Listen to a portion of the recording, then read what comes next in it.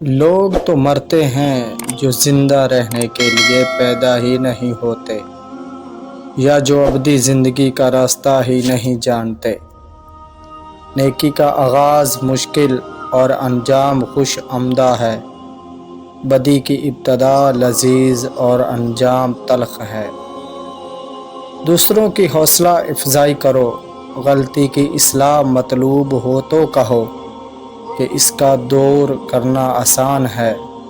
جب کوئی بھی کام دوسروں سے لینا مقصود ہو تو کہو کہ وہ بہت سہل ہے۔ تم ایسے لوگوں کی محفل میں بیٹھو جو علم و سکون کا درس دیتے ہیں تاکہ تم بھی صاحب اخلاق گردانے جاؤ۔ دنیا کا سب سے بدترین گناہ افلاس ہے۔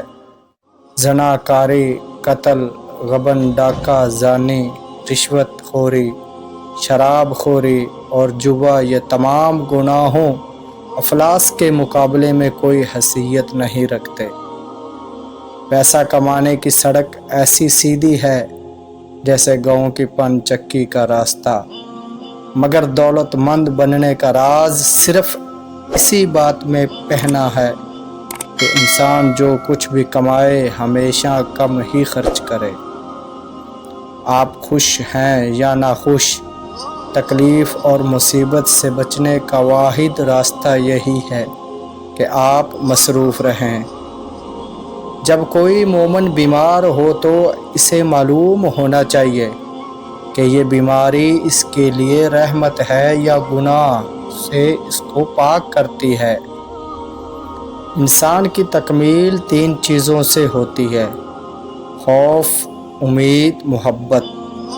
خوف خدا گناہ سے بچاتا ہے، امید اطاعت پر آمادہ کرتی ہے، اور محبت میں محبوب کی رضا کو دیکھنا پڑتا ہے۔ جس نے عزت نفس کو پامال کیا وہ کسی صورت بھی فقیر کہلوانے کا بھی مستحق نہیں ہو سکتا۔ فضول خرچی کی جوانی، عیش میں زمانہ خانہ داری، پریشانی اور تنگ دستی میں، اور بڑھاپا ماتم اور مایوسی میں گزرتا ہے۔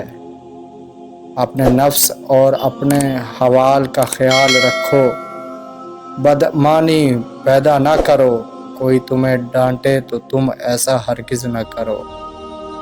بادشاہوں تو اس بازار کی طرح ہوتے ہیں جسے جنس کی نکاسی زیادہ ہوتی ہے، وہی چیز بازار میں زیادہ آتی ہے۔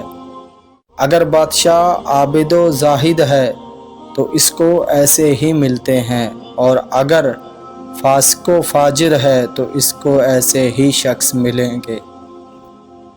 جب تجھے چپ رہنے کی خواہش ہو تو اسی وقت تو بول، اور جب تجھے بولنے کی خواہش ہو تو اس وقت چپ رہے، کبھی ناکام نہیں ہو پائے گا۔